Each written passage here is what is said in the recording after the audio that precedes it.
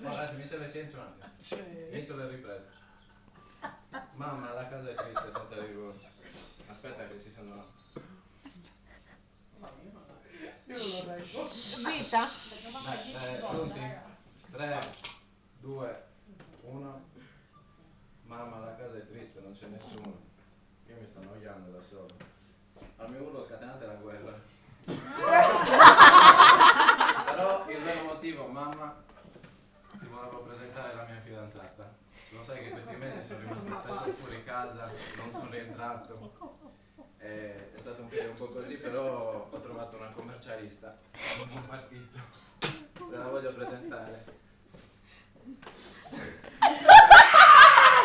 Amore, manda un bacio a mamma. Aspetta, adesso ci vedrai assieme. Mamma, grazie. Baciatevi però!